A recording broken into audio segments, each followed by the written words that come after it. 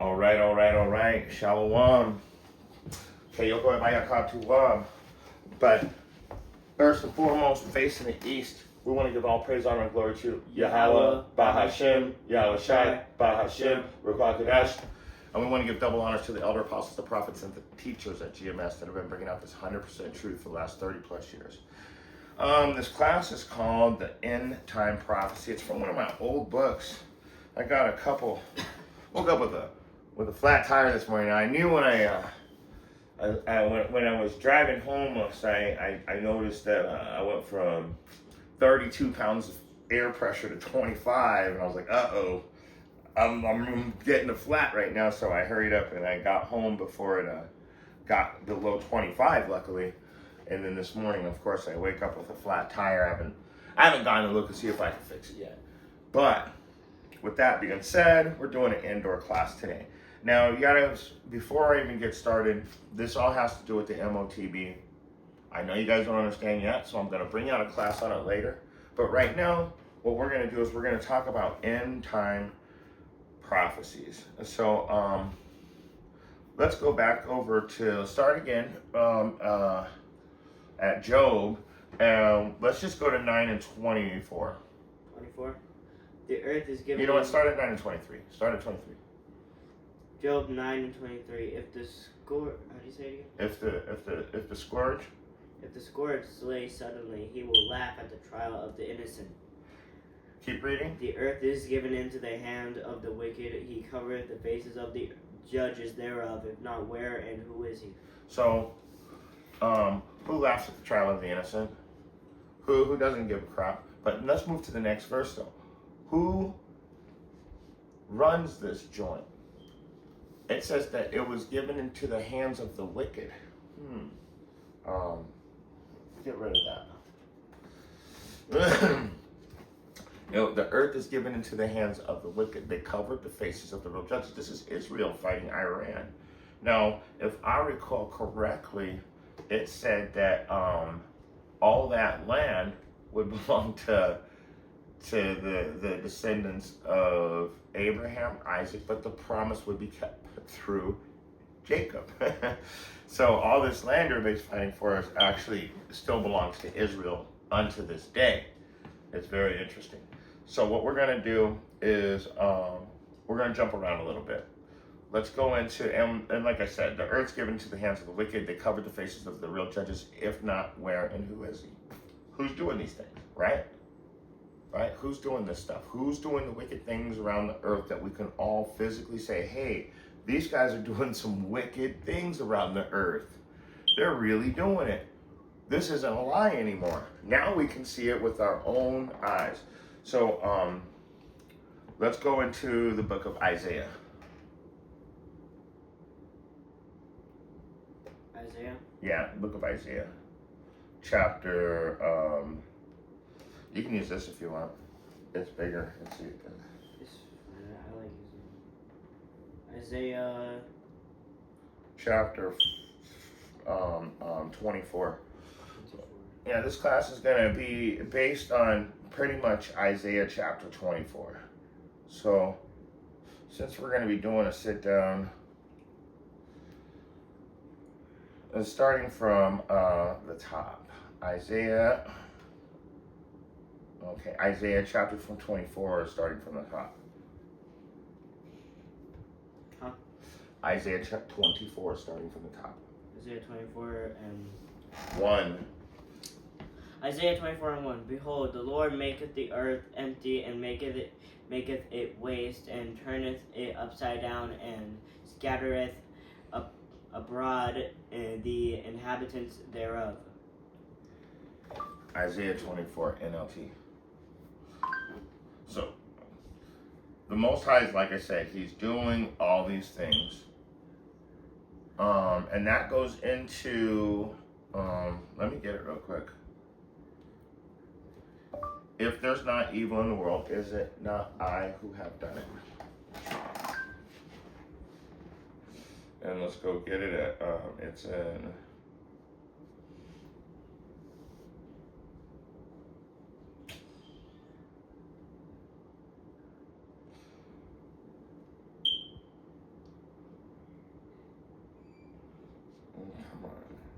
is it? Everybody wants to. So crazy how hard they make it for you to actually do some stuff.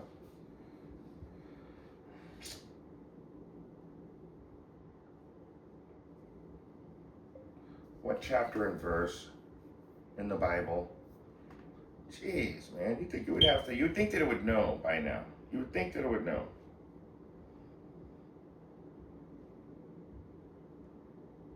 There it is. Isaiah 45 and 7. Isaiah 45 and 7. Yep.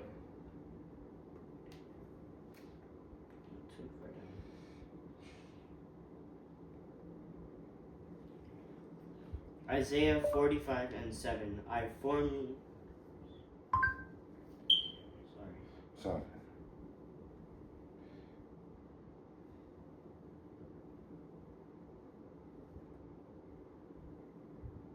I don't know what it's showing. It's messing up on you again. Yeah, of course. Isaiah 45 and 7. Jeez, all that. See how Satan come in immediately and try and take away the groove, tries to take you out of your groove, tries to ruin the thought process. He's got everything swirling around you, just searching for a verse. But then all of a sudden, the computer stopped working and everything. That's the real truth about bringing out the truth. Nothing wants this truth come out spiritually or physically because they all hate it. Behold, the Lord maketh the earth empty. He maketh it waste and turneth it upside down. He scatter abroad the inhabitants thereof. And what I was saying is that the Most High Yahweh does these things. The Most High Yahweh, who you guys so ignorantly call God. And in the King James Version, Isaiah 45 and 7. I form the light and create darkness. I make peace and create evil. I, the Lord Yahweh, do all these things. So you don't need, so I'm going to read it in the LT anyway. I create the light and make darkness. I send good times and bad times. I, Yahweh, am one who does these things. But when you go into Deuteronomy 32 and 39, did you see that? Yeah. Deuteronomy 32 and 9, here, just get it right here so you don't have to go to a King James Version. See now that I, even I am he, and there is no God with me. I kill and I make alive, I wound and I heal, neither is there any that can deliver out of my hand. So when I was talking about the Lord maketh the earth empty, he's in control of all these things. Am I still in there like this? Yeah, you... Need to move over there? Yeah. Okay. So there you have it. So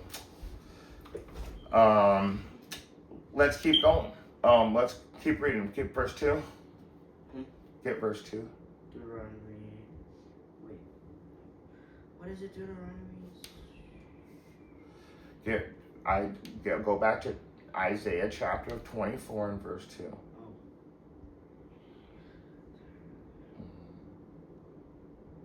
So I got confused. That's all right. Isaiah 24 and verse 2. And it shall be as with the people, so with the priest, as with the servant, so with his master as with the maid, so with her mistress as with the buyer, so with the seller as with the lender, so with the borrower as with the taker of usury, so with the giver of usury to him. Okay, so the priests and the lay people, servants and masters, maids and mistresses, buyers and sellers, lenders and borrowers, bankers and debtors, none will be spared. Is what it's saying. Everybody's going to suffer this devastation. So nobody's going to be spared from it. Keep reading. Verse 3, the land shall be utterly emptied and utterly spoiled, for the Lord Yahweh has spoken this word. The earth will be completely emptied and looted. What does looted mean? What does spoiled mean? Robbed, stolen from. Yahweh has spoken this. Let's go to Nahum chapter 2. Nahum. chapter 2 and 10. I'm going to close down some of these windows before it just...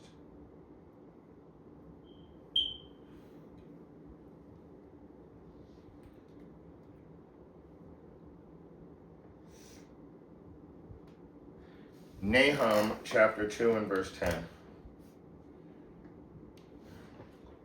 I'm going to go to Bible.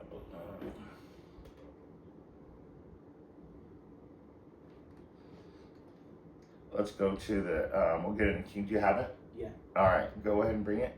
Nahum chapter 2 and verse 10. She is empty and void and waste, and the heart melteth, and the knees smite together, and such pain is in all loins, and the faces of them all gather blackness. So what it's saying is that the cities are going to get plundered, emptied, and ruined. Huh. Interesting. No, they need to get off these commercials, man. Plundered, emptied, and ruined. And so, and also, it says,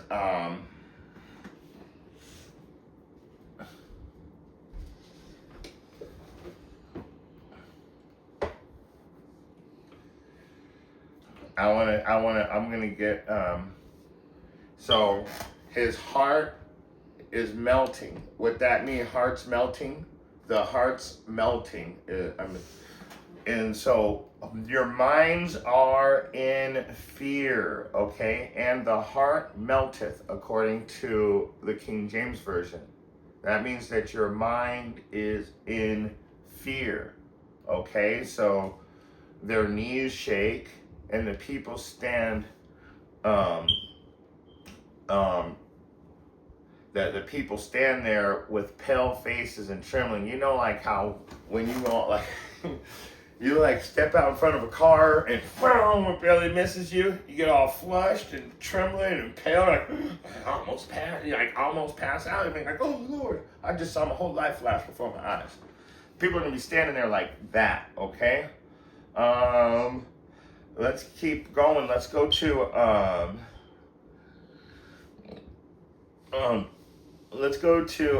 Isaiah chapter 2 and 19. Isaiah 2 and 19.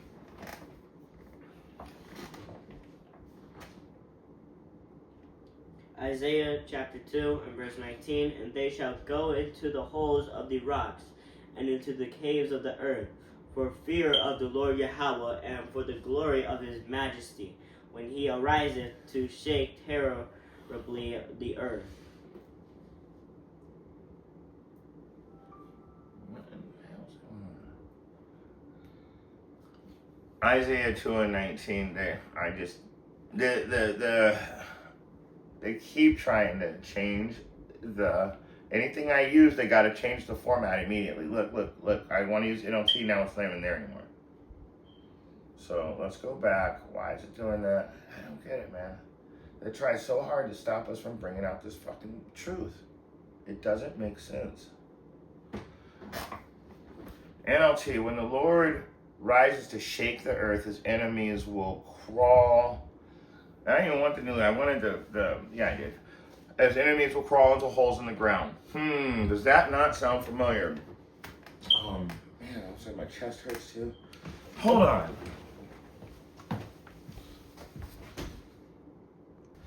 All right, Salakia. Had a real bad air bubble in my chest. I had to get something to drink. You, get out. All right, we had to get rid of the wolf. All right. All right, so we were saying, I'm sorry, I got a real bad air bubble in my chest. Now, we were talking about the earth will be completely emptied and looted. The Lord has spoken it. And he said that he was going to spare none. And so, the Isaiah 2:19, going back to it, read it again in King James Version. 2 and 19. Yeah. And they shall go into the holes of the rocks and into the caves of the earth for fear of the Lord Yahweh and for the glory of his majesty, when he ariseth to shake terribly the earth. So it's literally telling you that the Yahweh's enemies, they're going to crawl into holes in the ground. They will hide in caves in the rocks from the terror of Yahweh and the glory of his majesty. So so like I told you, this right here, what you're seeing, is actually a fight for digital currency. I'm going to bring out a class on it, I already told you. I'll prove it. But when the Lord's glory comes, these fools are going to go hiding underground. So you're going to see that coming soon. So we're still at the beginning stages of Jacob's trouble. But the Yahweh's glory is going to have them hiding. I like that. They're crawling into holes in the ground. Now, we know for a fact, all of us conspiracy theorists, right? The conspiracy theorists. Yeah, that's what we are until we're proven right again. Proven right about the Epstein files. Proven right about the secret plans. I'm going to be proven right that this is a war for digital currency. We're going to be proven right about the MOTB, the charagma, the subdermal implant of a foreign object placed beneath the skin so you could be digitally subscribed to this next society that's coming soon. You won't be part of the next society unless you're digitally subscribed. In your hand or your head. You guys have seen Neuralink. And that's those great miracles that they do also, because in the sight of men, because you see like they're making quadriplegics being able to walk again, and then getting muscle memory also, and stimulation. So they're showing you, oh look, we've got good effects going on here, but in the background they have full control over your motor skills. In other words, they have full control of your body and over your brain and over your thoughts now too, because you've let them tap in. So there's a lot more to it. That's what this is. And pretty soon the Most High is going to have to come and put this to a stop. Now we know that it's building up into World War III because we saw Russia this morning say that he declares that it's going to be Russia versus the, I forget who, like pretty much the whole Western civilization. And really China's going to join in. Iran's already part of it. They're already... Hamas, the Houthis, the Africans going to jump over with Russia, guaranteed. So you're watching it go down. But like we said in the beginning, I kill, I make alive. I won't, I heal. There's none that can be delivered out of my hand. And if there's evil in the world, is it not I that have done it? This is Yahweh speaking. He's in full control right now, so he can fulfill these prophecies so we can go home. That's what this is really about. The Israelites returning back into their own land. Go to Isaiah 24. Back to Isaiah 24. And then read verses 4 and 5. Isaiah 24 and 4. The earth mourneth and fadeth away. The world languisheth and fadeth away. The haughty people of the earth do languish. Verse 5, the earth also is defiled under the inhabitants thereof. Whoa, right there. Keep reading, don't finish it. Because they have transgressed the laws, changed the ordinances, broken the everlasting covenant. Woo! Did you guys hear that? That was deep. That was deep. Let me I'm just pulling something up real quick, and I'm gonna go back and we're gonna go over that again really quick, but all right. That was Isaiah 24 and 5. Here we go. Isaiah chapter 24, and let's go back through it.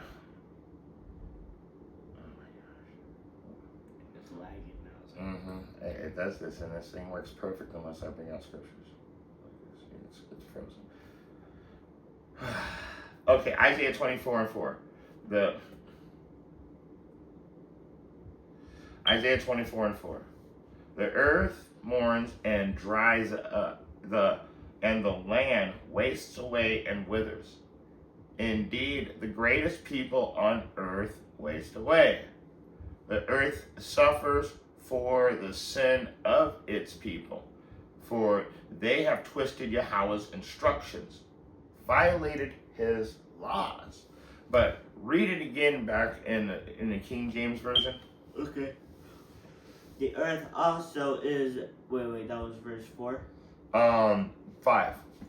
The earth also is defiled under the inhabitants thereof. See, not of the greatest people, under the rulership thereof.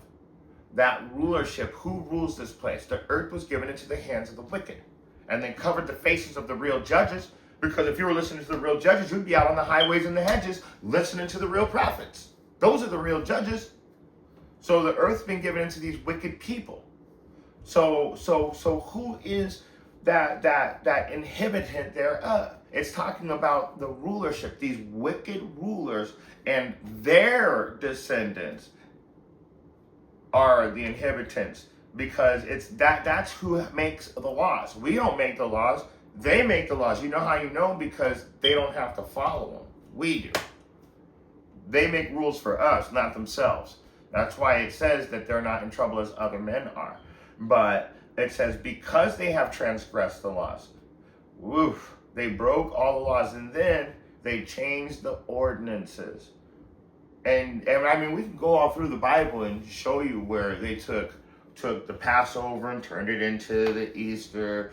They literally tell you in Jeremiah chapter 10, 1 through 5, that don't put a Christmas tree in your house, and the first thing you do is go to the church and they teach you Christmas tree. That's directly from your government.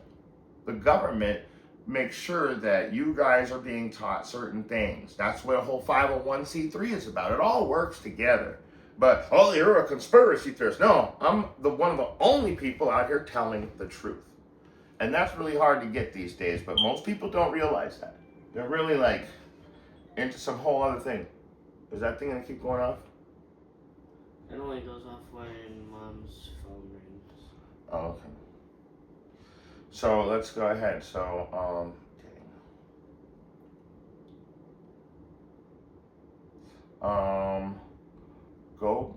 let's go over to the book of Mark now. I wanted to bring out something in Mark, but I was waiting to bring that out. So we broke that down. Let's go over to the book of Mark, chapter 7, and start at verse 7. Mark 7 and 7. Uh-huh. How be it in vain do they worship me, teaching for doctrines the commandments of men. So when you see the government, like I said, they control the church. They don't control. This is why the Hebrew Israelite community. Really, we're not a community. We are prophets and teachers and disciples. And so it's not about being this community of people and all this. No, it's about us coming back to the laws, the statutes, the direct commands that were given to us. That's what it's really about. And this is why we're hated so much. It's because we are going to tell you the truth. We're what you guys are calling conspiracy theorists. At this time, you guys are finding out that we're telling the truth, and you've been following the government's doctrine, the doctrines of the commandments of men. Your government commandments are what you guys follow, and the church that you go to teaches you that. So the church is telling you to slander the Israelites. Do you want me? I'm gonna put it down just a little bit because it cuts off your face.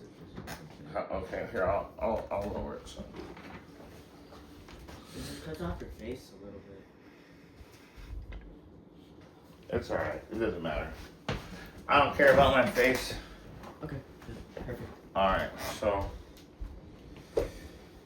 howbeit in vain do they worship me, teaching for the doctrines, the commandments of men. So the stuff so what does the church say? Slander those Israelites. Why? Because we don't have the 501c3. We're not following into suit under what they want you guys to be taught.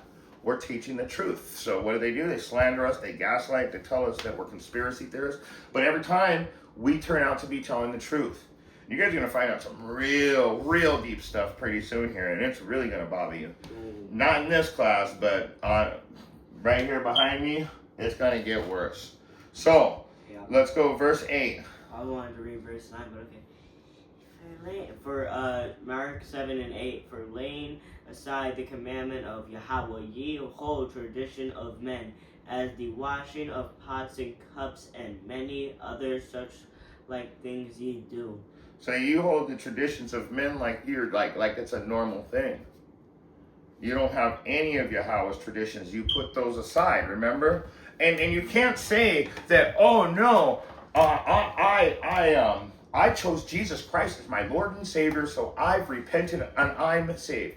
But then you're going to go celebrate your birthday. You're going to go celebrate Christmas. You're going to go celebrate Mother's Day, Father's Day, Valentine's Day. You're going to celebrate Easter. You're going to be out celebrating St. Patrick's Day, which he went back to Ireland and killed a bunch of black people. But you guys don't understand the true story. What do you think the serpents were? So you guys celebrate wickedness. All of your holidays are surrounded by wickedness, but then you tell everybody that you accepted Jesus Christ as your Lord and Savior. That's laying aside the commandments of Yahweh because of your Babylonian lifestyle. Why do you think they call this place Secret Babylon?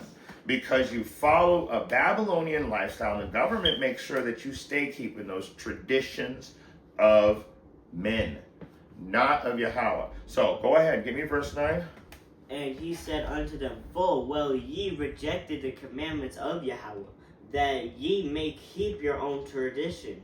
You fully rejected the commandments of Yahweh, that you may keep your own traditions. And so this place has to be destroyed. So the guys lie to you, we tell you the truth, and then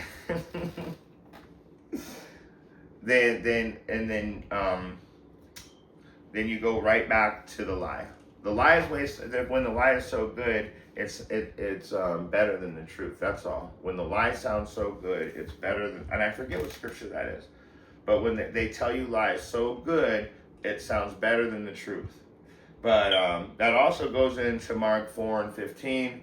When the word is sown in their hearts, Satan cometh immediately and taketh away the word that was sown in their hearts. So you guys hear and then of course if you read down through 18, it goes into money, things creeping in unawares, your whole lifestyle, actually having to follow instructions. It fucking makes you pissed off, and the word becomes unfruitful to you.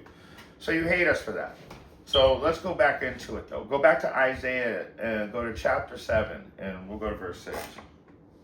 And these are the reasons. These are beautiful statements, because they're scriptures, because they're giving you it's telling you why you're part of the 2/3, why this is an end time prophecy. The judgment of the earth is coming, and you guys are bringing forth that reward of I don't want to even call it a reward. I'm going to say bringing forth a judgment worse than the curses we've already faced. So you don't understand what it means to be thrown alive into the lake of fire. This, when you get hit with liquid metal, that's alive in the lake of fire. You're not going, but you guys will understand. You will understand. Let's go to the book of Isaiah, like I said, chapter 7. And verse 6? Yeah. Isaiah chapter 7 and verse 6. Let us go against Judah and vex it, and let us make a breach therein for us, and set a king in the midst of it, even the son of Tabil. Let us go up against Judah and vex it. Let us make a breach therein for us. And verse 7, thus saith Yahweh, it shall not stand, neither shall it come to pass. So once they finish this fight, if they defeat Iran, then the next prophecy that will be filled is digital currency. So this war is literally so who gets to stamp you with the MOTB. and how far your MOTB stamp will go. So you might not be able to travel anymore, like for real. And like I said, there's a whole video out on it. I don't have it on this memory, or I would put it up right now. But it's because this is you said this is a different channel, right? Yeah, it's your old account. Yeah, so it's not on there for sure. So it's not going to stand. Neither shall it come to pass. These guys are building up for this great new system, and they're talking about rebuilding. They're talking about rebuilding everything and making it even better. And Trump was saying how great it would be to just build it all brand new, and just destroy everything, just build it all brand new, make it even nicer. I'm like, wow, let's just fight this war then, right? Like he thinks it's great. Hey, you might have to lose some people so we can move forward, but we're willing to take that. Loss, pretty much. That's crazy. We're willing to take that risk, but we're not really willing to go and be vexed, because guess who's done with next? The first thing they're going to do, and I already see the black soldiers being deployed to the front lines of Iran. Imagine that. So what did they think to do? They thought, let us go up against Judah. Let's vex Judah. So let's make this a good thing for us also by taking out the children of Israel in this war. Put them all the ones that we got in our military, we'll put them on the front line. All the other brown people we're going to deport. I mean, how can you fight for a country like that? And then they get mad at us for not wanting anything to do with them. Well, what are you here for? Well, this was our land before you actually got here. What do you mean? What are you doing here is what the question is. But the Most High's coming, and he's going to destroy everything. And that's the beautiful thing. So this literally is part of that war. But in this war, like I keep telling you, this war is for the MOTB. So this is part of that great war. Go to Isaiah chapter 66. Your favorite scriptures, 15 and 16. For Isaiah 66 and 15, for behold, the Lord will come with fire, and by his chariots, like a whirlwind, to render his anger with fury, and his rebuke with flames of fire. And keep reading. For by fire and by his sword will the Lord plead with all flesh, and the slain of the Lord Yahweh shall be many. Did you hear that? So that's beautiful. That is beautiful. So it's saying that, behold, Yahweh, remember I told you in the beginning of the class, Yahweh is in control of everything, right? So, and I told you, I kill, I make alive. Also, if there's not evil in the world, have I not done it? So now it's telling you, for by fire and by his sword will Yahweh plead with all flesh. So now you can understand that he already told us that he's got control of all this, okay? And the slain of Yahweh shall be many.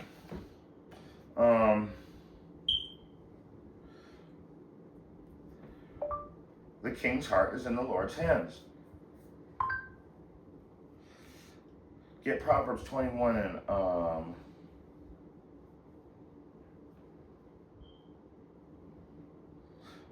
21 and 1. So, for by fire, he's going to plead with all flesh. And by the sword. Now, that sword represents our enemy. And, what is that? Proverbs what? 21 and 1, don't get it yet. But hold on to that. And by thy sword shalt thou live. Okay, so Genesis 27:40 really quick, because we're going to get this. It says, that, for by fire and by his sword will the Lord plead with all flesh. And so, get that, because I already told you the earth was given into the hands of the wicked. So get Proverbs 21 and 1. Proverbs 21 and 1, the king's heart is in the hand of the Lord Yahweh, as the rivers of water. He turneth it whithersoever he will. So he's saying that the king's mind, his mind, is in full control. His mind is being fully controlled by Yahweh, Bahashem, by Yahweh right now. And so everything that he does is through Yahweh. Now it says, by thy sword, that he's going to plead with all flesh, and he's going to,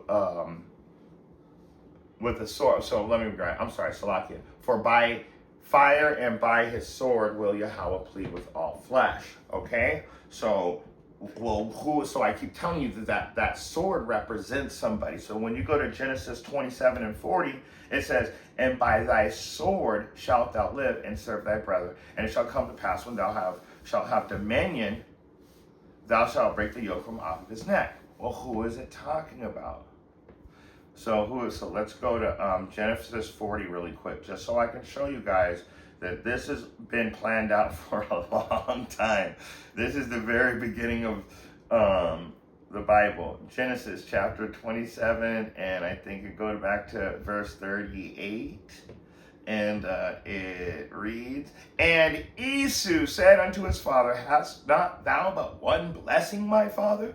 Bless me indeed, me also, O my father. And Esau lifted up his voice and wept. He started crying because he realized that Jacob has the blessing. Jacob has the blessing. Okay?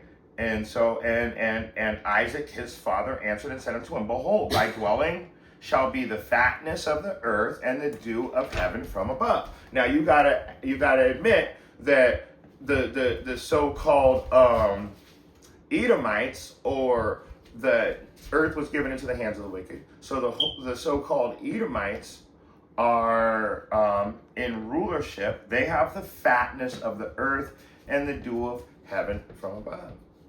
So something's got to stop here. But it says, and by thy sword shalt thou live. So who lives by the sword?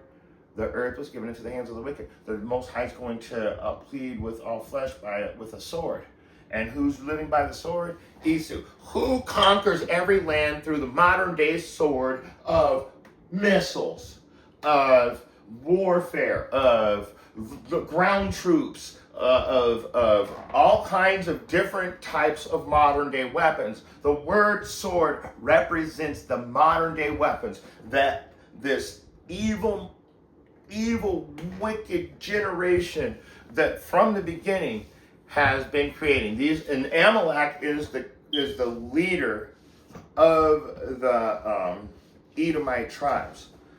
And when you find out that Amalek is the Khazars, what? So you got to understand who went back, who's the 1948ers. You see what I'm saying? So anyway, the 49ers, right? I'm a 49ers fan. A lot of them are 48ers fans. So anyway, inside joke. So anyway, going back over to Isaiah, it says, for by fire and by a sword will the Lord plead with all flesh, and the slain of Yahweh shall be paid. So this is the beginning of the slaying. That's what you guys are seeing. And yeah, I told you, this particular battle against Iran, it's not about oil. It is in a way, but it's really about having control of digital currency. If you control all the natural resources, you can put up any type of money you want. And that's why China and Russia have to join the war now too, because there's no way they can't, because Venezuela is where Russia was getting a lot of their oil. And guess where China gets their oil? And guess who was doing all of their dealings with natural gas and oil exclusively for like decades? Russia and Iran have been doing oil deals since the fucking back in the day. And China and Iran. So that's what they're going to strike them down too. So they'll be able to control that digital currency. So that's all bringing us into the to the MOTB. It's beautiful. So all of these wars are for a specific reason. So anyway, let's go back over to Isaiah chapter 24. Isaiah. And get verse 7 through 9. Wait, Isaiah chapter 24, verse 7 through 9. 7. Okay. Isaiah 24 and 7, the new wine mourneth, the vine languisheth, all the merry-hearted do sigh. The mirth of tabrets ceaseth, the noise of them that rejoice endeth, the joy of the heart ceaseth. 9. They shall not drink wine with a song, strong drink shall be bitter to them that drink it. That is beautiful. That was beautiful.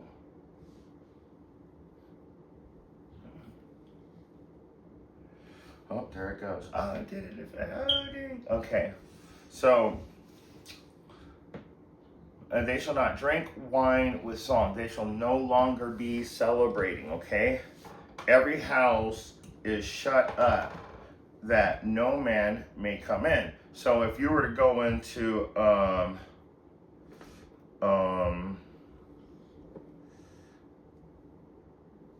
this is beautiful. We'll go to Matthew chapter 24 again, because that's where the wars, the rumors of wars, and I'm even trying to stay away from that. But also in verse 12, it says, because iniquity shall abound, the love of many shall wax cold. So people won't interact with each other anymore. So when you go back into verse, where were we? Verse 9, they shall not drink wine and song. They shall not drink wine with song. So nobody's going to be celebrating anymore, because the love of many is going to wax cold. People are just going to start shutting down. They're already doing it. People ain't wanting to go out and do stuff. I know that there's a circus up the street, and it was like, right in the, I'll be honest, it's in the Mexican part of town. I'm like, how's anybody gonna go? I mean, how do they not know it's like not a bunch of ICE agents waiting to fuck with everybody?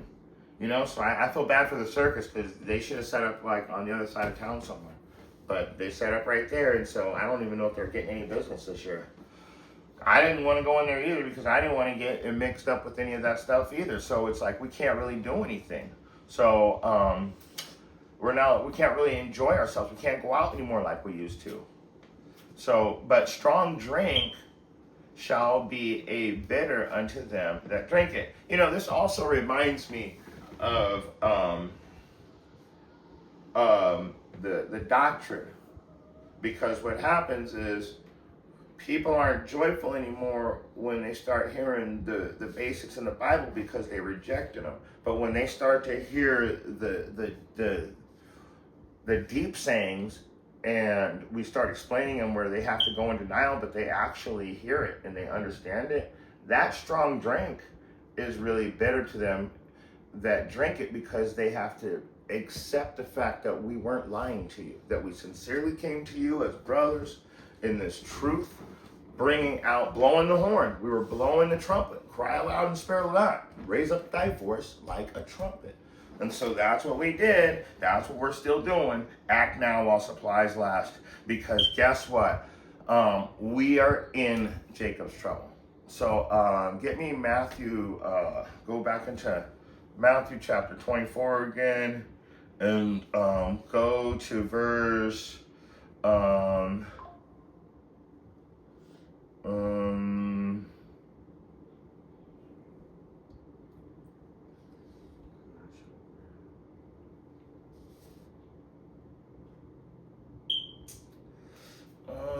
go to verse 21. Matthew 24 and 21. Matthew 24 and 21. For then shall be great tribulation, such as was not since the beginning of the world to this time, no, nor ever shall be. And so that goes back into those wars. That great tribulation, you've never seen, how it's been. You know, I'm going to say for like the last 400 years, they're still transporting people in shipping containers back and forth. They're still deporting brown people. They still have concentration camps. We're still getting raped on the side. They're stealing our children. We find out that the people eat our children. And then the ones that, I don't know, I guess the ones that they don't want, they feed back to us. That's why, I don't know what's going on here. I know that they have live manhunts, according to the Epstein files too. According to Epstein files, even Jay-Z and Beyonce were part of live manhunts of so-called black people, though. Not just people black. They like to hunt black people. I wouldn't want to be a black person on a black person hunt, personally. You might just accidentally get shot yourself. And, it's coming to that point. But so this is what we're really seeing these things. So this is really Jacob's trouble. So, how does that verse go? I will pull her skirt above her head, and we will see her secret parts. Yep, there it is. Boom. I got it. So, Jeremiah 13:26. It says, therefore I will discover thy skirt upon thy face, that thy shame may appear. So, that when you lift up the skirt, you can see what's underneath it, right? So that veil that's over our eyes, that's making us not be able to see things clearly.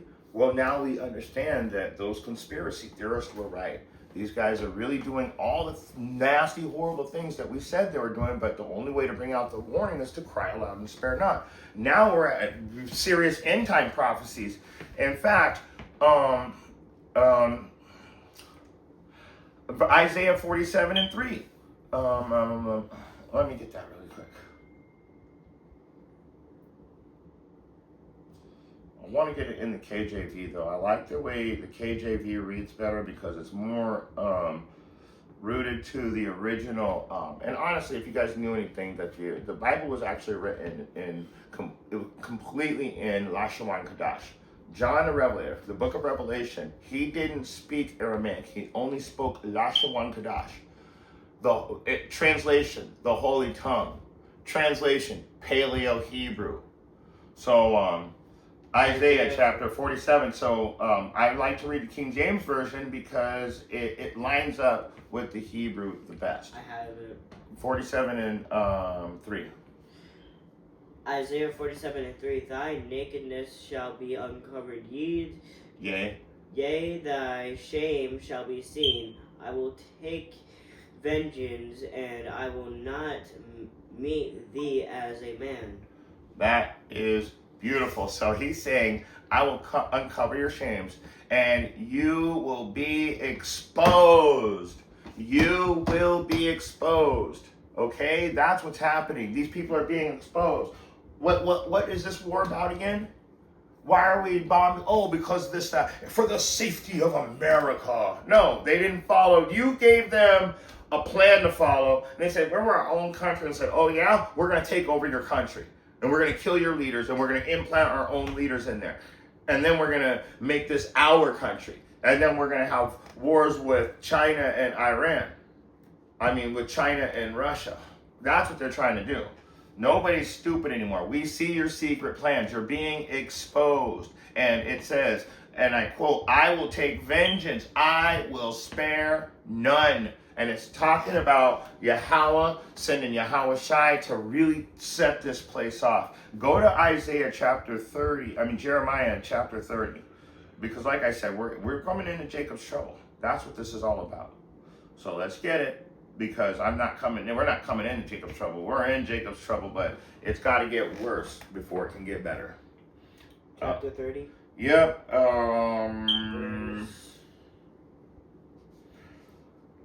Just start at just get 7. Let's just get right to it. Jeremiah 30:7. Alas, for that day is great, so that none is like it. It is even the time of Jacob's trouble, but he shall be saved out of it.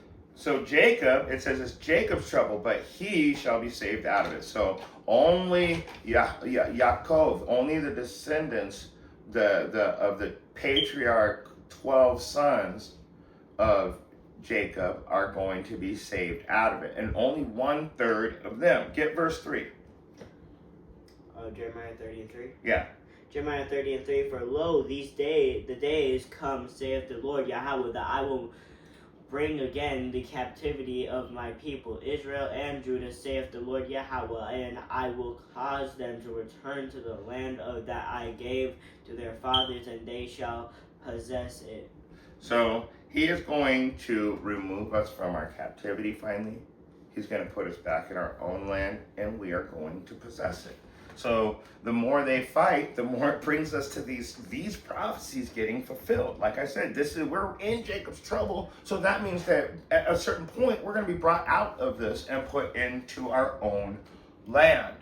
Let's go over to the book of Daniel, chapter 12. Daniel chapter 12. There it is. It's right under Jeremiah. Just a couple verse. Daniel 12 and 1. Daniel 12 and 1. In that time shall Michael stand up, the great prince which standeth for the children of thy people, and there shall be a time of trouble such as never was, since there was a nation, even to that same time. And at that time thy people shall be delivered, every one that shall be found written in the book. Is that not beautiful? What?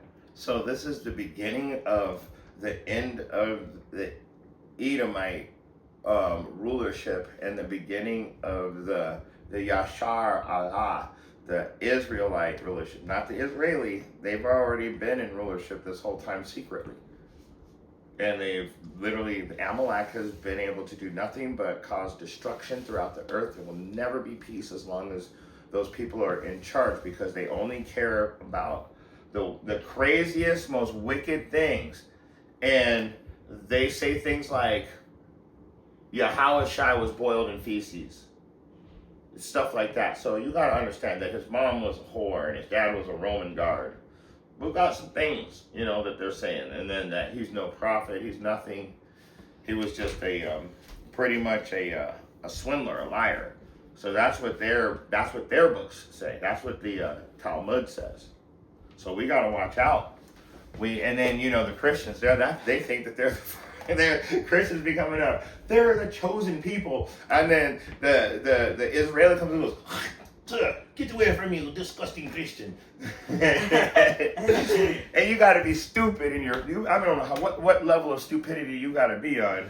But let me read this. It says, there's going to be a day where and that time shall and at that time Michael shall stand up the great prince which standeth for the children of thy people, and there shall be a time of trouble such as was never since there was a nation indeed to that same time. So it's saying that all the way throughout history, there's never been a time like the way we're getting right now. And the only time we can compare it to is as in the days of Noah, so are the end times, the end of the world. That's what the end of the world's going to be, like the days of Noah.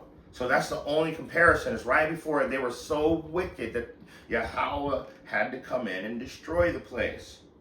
Build an ark. Noah, build an ark. Noah, I need you to build an ark quickly because you got about 120 years before I tear this place down. And he prophesied for 120 years, and now the place is torn down. That's our only comparison to how wicked it is now. And so even at that same time, and at that time, thy people shall be delivered, every one that shall be found written in the book. So it says only the people that shall be found written in the book. Go to Revelation 11 and 12 real quick. We might as well get that right now. Revelation 11 and 12. Because it's going into the people. And these are the people. And there's a few more. But I want to get Revelation 11 and 12. So this may be the time of great tribulation. But you got to remember, this is also the time that we're going to be pulled out of our captivity and put back in our own land. Now, I'm not saying it's happening tomorrow or the next day. I'm not a person that can tell you a timeline like that. I can tell you that the prophecies are being fulfilled in the manner and the calmliness and orderliness of Yahweh. He's going to do things in His time, not mine, not His, not yours. Doesn't it say that I don't know? The angels don't know when he's coming. Yeah. Not even I, his son, know when he's coming. See, this is what happens when you read a lot. when you read all the time, you start coming with the precepts. No one knows the time of his return, not even the angels in heaven. What chapter and verse? And so, Matthew 24 and 36. Here, let me pull it up for you. Oh, everything's moving slow again now. So go to the King James, and there it is. But the day and hour knoweth no man, no, not the angels of heaven, but my Father only. So, like I said, I'm not a timeline guy like that. I can't tell you. I can say I see the prophecies being fulfilled at this time. So I know that we're coming into that time, but it doesn't put an amount of time of how long this destruction's got to last. It never said, I'm only going to destroy for a day or 2 days. He said in an hour, when the final destruction comes, it's going to come in 1 hour, but we don't know when that final destruction comes. So what do? We see wars and rumors of wars. So let's jump around back over to Revelation. 11 and 12. Revelation 11 and 12. And the reason why, I'm going to start at verse 11 because we are still in that captivity. We just, like I said, they put a yoke of iron upon our neck until we were destroyed, so we can't even tell that we're slaves. Most so-called black people say, oh, we're not slaves. What you talking about? I do this, I do that, I got PlayStation, I can wear Jordans. I'm like, which one of those things do you own? What textile do you own? What businesses, what do you own that you don't have to go to your slave master to get it from? In fact, whose face is on the money? It's like, don't tell me that you're not a captive. Unless, you know what I'm saying? You're not dealing with straight gold. Nobody is. Whose face is on the money? That's who your master is. And right now, we're all falling under that rulership because that is also not our master, but our oppressor. So we see him different. You guys follow the ways of the worldliness, and we feel oppressed by the ways of worldliness. So no one knows the day or the hour. So no, we're not going to sit there and say, yeah, I know exactly when it's going to be here. No, I'm telling you that these things are coming to pass. So start at verse 11. Revelation 11 and 11. Because we're talking about the day that he comes down and he gets that 1/3 children of Israel. Okay? Go. Revelation 11 and 11. And after 3 days and a half, the spirit of life from Yahweh entered into them, and they stood up upon their feet, and great fear fell upon them which saw them. So the children of Israel right there, it says that there they stood. So that 1/3 is waking up, and the elites, the world leaders, everybody knows it. So now they've what is that? They know that they're running out of time. So what do? They increase the oppression. So Revelation 12 and 12 reads, therefore rejoice, ye heavens, and ye that dwell in them. Woe unto the inhabitants of the earth and of the sea, for the devil is come down unto you, having great wrath, because he knoweth that he hath but a short time. So they know they're running out of time. So that 3.5 days is up. That's been up. And great fear is falling upon them, which saw them. Because why? Because we are rising back up. We literally back right to the truth, prophesying, literally verbalizing the end times. We're telling you Babylon's destroyed. That's literally a scripture. Babylon's destroyed. It's destroyed. The great city has fallen.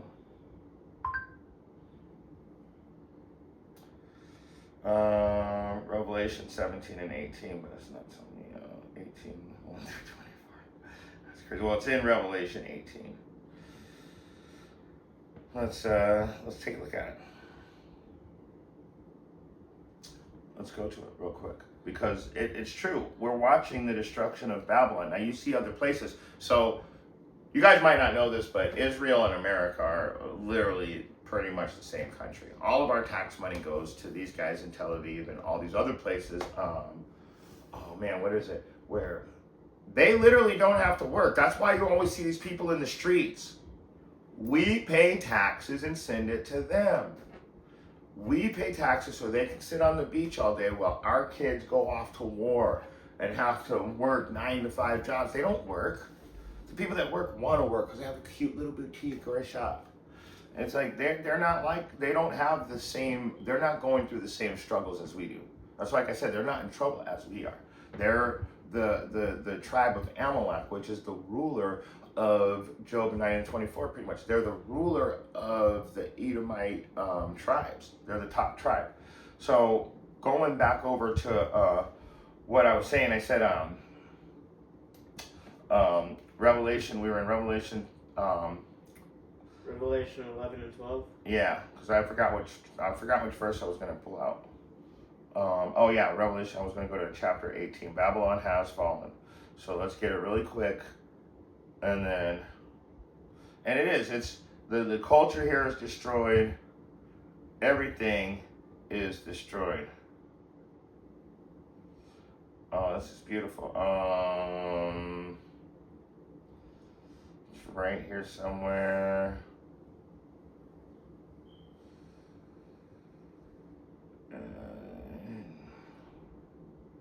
I mean, this is all talking about Babylon falling.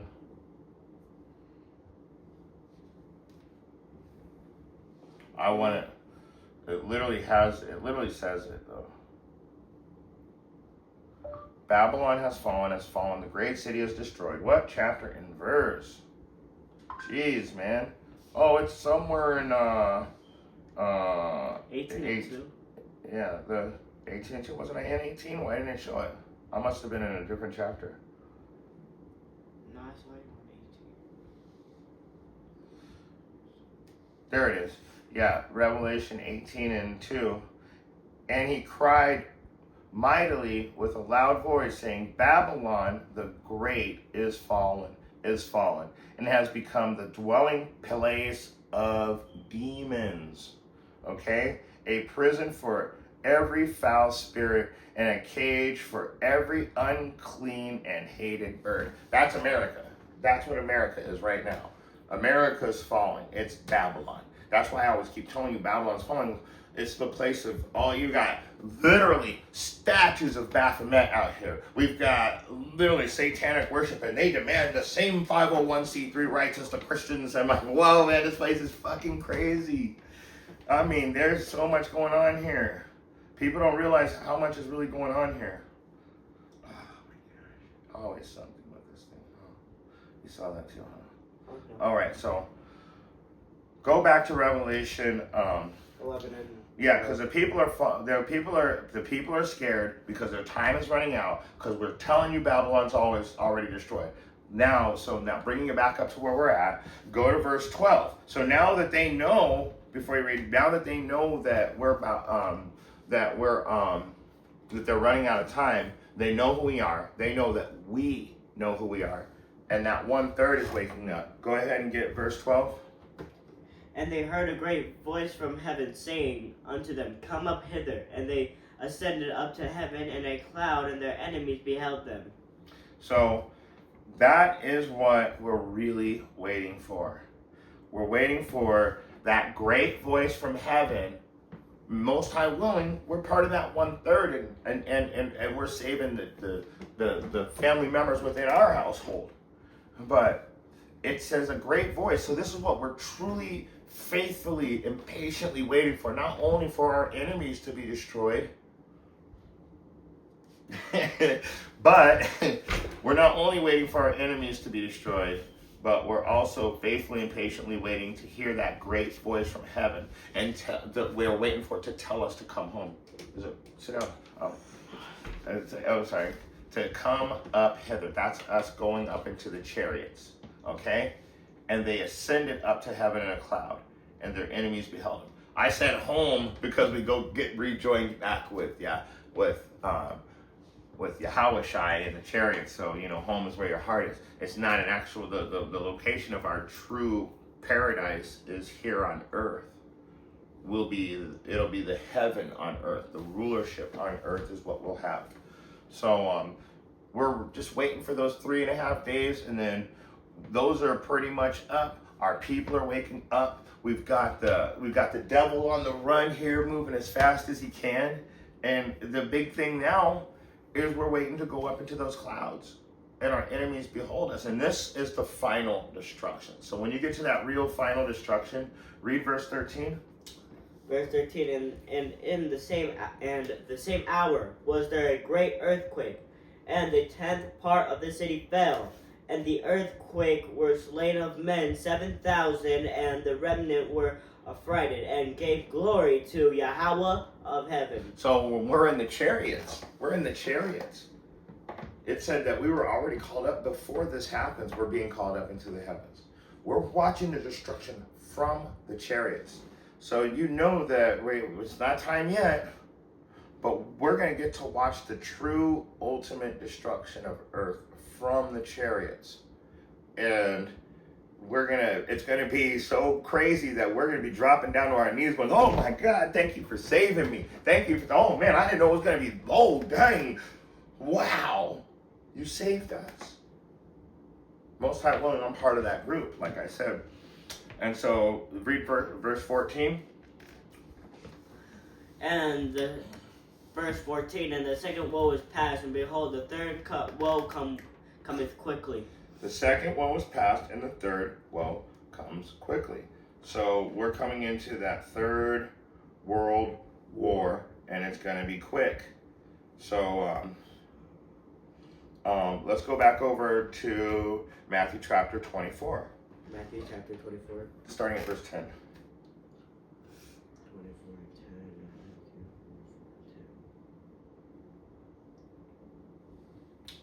Matthew 24 and 10, and then shall... I'm sorry, Isaiah 24 and 10. I apologize. Okay. Isaiah 24 and 10. Isaiah 24 and 10. The city of confusion is broken down. Every house is shut up, that no man may come in. That is beautiful. The city of confusion. And you got to ask yourself, when they make...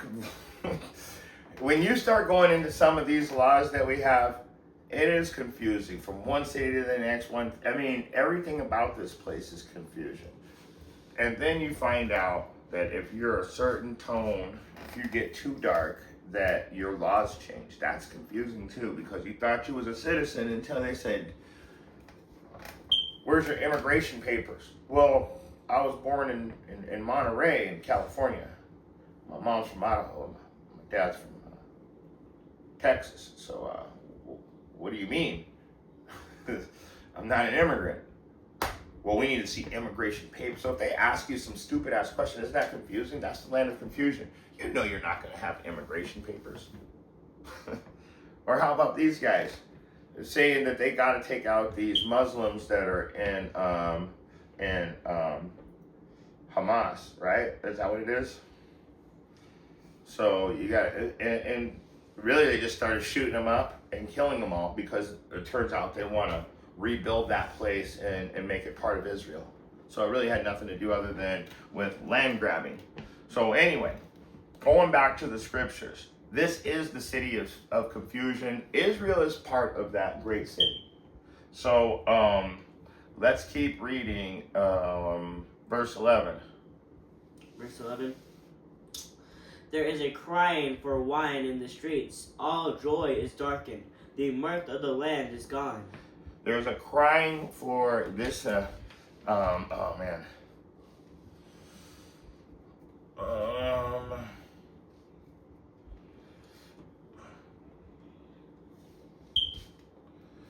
There shall be a famine, not of food and water, but a famine of the word.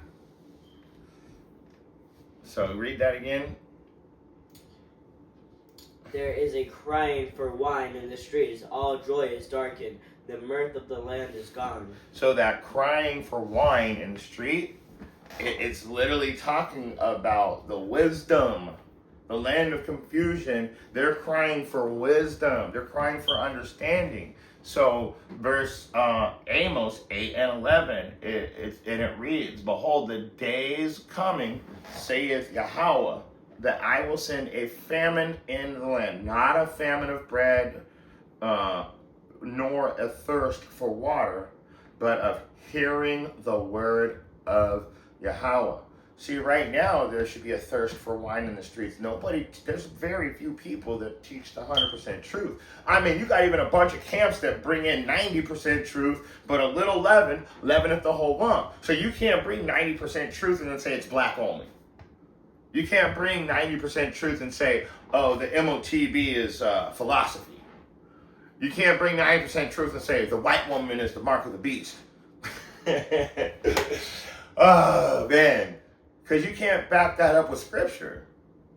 You can literally just indoctrinate people with false lies. So there's going to be a crying for those real teachers, because very few people, 1 in 1,000, 1 in 1,000 know this truth. And these days it's like 1 in a million. Just saying, I mean, you'll get around people that almost know the truth, that partially know the truth, but they always got some kind of hang up with the truth, or they're justified in their own life through the truth. So that's that crying for wine. Why? Because they're in the city of confusion, and they need to figure out what to do next. But only the prophets and the teachers know what to do next. That's why it tells you about the wise virgins and the foolish virgins. That represents the Israelites that were full of wisdom, that followed the laws, that kept the commandments, that followed the instructions. And then you have the Israelites that wanted to party. You know, Jake was about himself. You know, I got this, I don't got no time for that right now. I gotta get my thing in control. So it tells you that let the Most High actually takes care of everything. We've already told you that multiple times. I kill, I make alive, I wound, I heal. Anything that you can think of, the Most High controls it. Get me Job 33, start at verse 14. Job 33 and 14. Yeah, let's get it real quick, because we want to make sure, beyond every shadow of a doubt, that when I say the Most High is in full control of everything, I already showed you that the king's mind is in Yahweh's hands. He'll do whatever he wants with it. I showed you that if there's not evil in the world, that isn't not Yahweh that did it. I showed you that he kills and he makes alive, he wounds and he heals, and there's no God with them. So don't worry about it. We'll pick it up. It's probably just something. So we've showed you that, but now let me show you how much control he really has, because I don't think you guys get it yet. He's definitely in full control of all this. Get started. Job 33 and I think 14. For Yahweh speaketh once, ye twice, yet man perceiveth not. Keep reading. In a dream, in a vision of the night, when deep sleep falleth upon men, and slumberings upon the bed. Keep reading. Then he openeth the ears of men, and sealeth their instruction. 17. That he may withdraw man from his purpose, and hide pride from man. So, no matter who you are, I don't care. If the Most High says that he's going to give you instructions, Yahweh speaketh once, yea, twice, but man doesn't understand that. But in a dream and a vision of the night, when deep sleep falls upon men, in a slumbers in the bed, he's opening up your ears. In other words, he's dipping into your mind and sealing the instructions, whether it be for good or for evil. You are definitely going to help fulfill these prophecies. That's on everything. Be it you are 2/3 or 1/3 or other nation or the direct wicked or one of those people that fall into the cracks and become a slave in the kingdom. You're going to fulfill prophecy. The Most High is going to put it in your mind to do so. So let's go back over to Isaiah chapter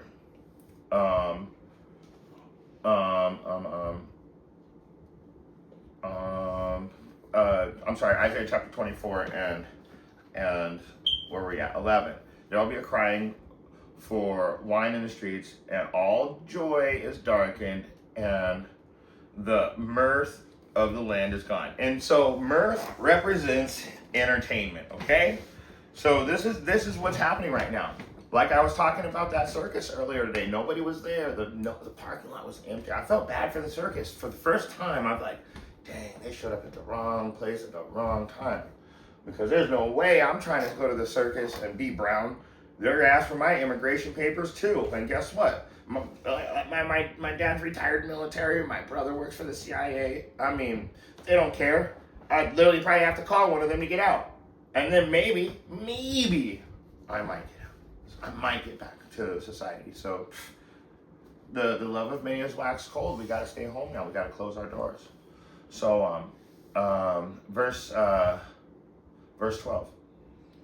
Verse 12. And the city is left desolation, and the gate is smitten with destruction.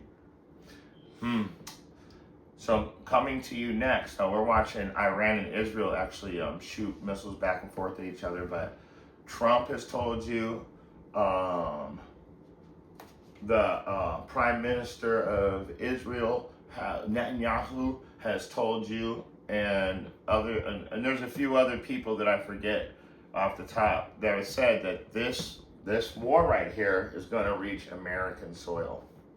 So this is the beginning of it. You guys are watching Jacob's Trouble. Pretty soon, you're not going to be on the PlayStation 5s anymore. You're going to be looking out the window and hoping that the fucking missiles don't hit your house. So it's coming down. So in this, like I said, this whole war is starting right now. So who has control of the digital currency? So you got to take control of all natural resources. Okay, so moving on. So verse 12, and the city is left desolation, and the gate is smitten with destruction. So this place is going to be completely destroyed. Let's go to verse 13. Verse 13, when thus it shall be in the midst of the land among people, there shall be as the shaking of an olive tree, and as the gleaming grapes when the vintage is done. So what happens when you shake the shit out of an olive tree? All of the olives fall off the tree. He's saying he's pulling everything down. So thus shall be in the midst of the Thus it shall be in the midst of the land among the people. There shall be the shaking of an olive tree. And that's, where are you? Oh, you're over here. So let's get into this. I want to see what it says. And sometimes the NLT is good, sometimes it's not. We've proven that. So, ooh, that was 13, right? Yeah. That's beautiful. Because, like I said, when you shake the shit out of an olive tree, it takes all the olives out. So watch this. This is verse 13. Throughout the earth, the story is the same. Only a remnant is left. Like the stray olive left on the tree. So like when you shake the tree, there'll be a few up there left. But the majority, 2/3 of you gotta go down. Just saying. So that a lot of them will, and only a remnant, that's the 1/3 remnant. Watch this. Watch this. 2/3 shall be left therein and die, but 1/3 shall be saved. There it is. So we gotta get that. So what is it on? Yeah, it's your face still. Oh, because I keep leaning over. Okay, so let me stay over here. Just as long as you can hear me is all I care about. Okay. So throughout the earth, the story is the same. Only a remnant is left. That is the key word. So when you go into Zechariah 13:8, and it shall come to pass that 1/3, saith the Lord, in that land, Salakia, it shall come to pass that in the land, saith Yahweh, 2 parts shall be cut off and die, and the 1/3 shall be left therein. And that is what it's talking about. So so when you go to it, it says throughout the earth the story is the same. Only a remnant is left. That 1/3 remnant shall be saved. And like the stray olives left on a tree, or a few grapes left on a vine after the harvest. And that's for the gleaning anyway, because you're supposed to leave something for the people that don't have anything. So there should always be a few left behind. That's beautiful. So that's what's going to happen here. This place is going to be wiped out again. And that's what the Most High has been warning us with for a really long time. Let's go back over to, let's go to Revelation real quick. Chapter 3 and 4. Like I said, these notes are from like, about 4 years ago. And I was just going through some old notebooks. I got this one too. And I got another one. That's all I do. I like to write down the classes, but I saw the headline on this class and I was like, man, maybe we should bring it out and see what's going on with it. So Revelation chapter 3 and verse 4. Revelation chapter 3 and verse 4. Thou hast a few names, even in Sardis, which have not defiled their garments, and they shall walk with me in white, for they are worthy. Woo! So that's just confirming that it says, when you go back over to Isaiah 24, what did it say? It says, thus shall be in the midst of the land among people where were we?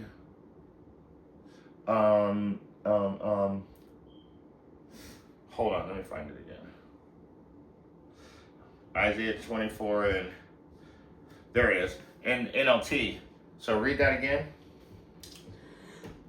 Thou hast a few names, even Sardis, which have not defiled their garments, and they shall walk with me in white, for they are worthy. So throughout the earth, the story is the same, only a remnant is left. So it's talking about, so it's giving you a perfect example of no matter where, there's people out there that are following these instructions where are going to wear those white garments and stand behind Yahushua in the kingdom. Remember, we got the white garments and the palm leaves, who are all those people, the amount of people that could not be numbered. So let's go over to, and this is, that was beautiful too, because when he comes to get us throughout this, throughout the world, that remnant, and you see what's going on right now. There's bombs dropping behind both of our heads as we speak. You see what's happening. So it's telling you that these days, these are truly the last days. Go ahead and go to Matthew chapter 24 again. Matthew or Isaiah chapter 24? Matthew chapter 24. Unless on it's a precept. But yeah, we are in Isaiah 24. Matthew chapter 24. Verse. Start at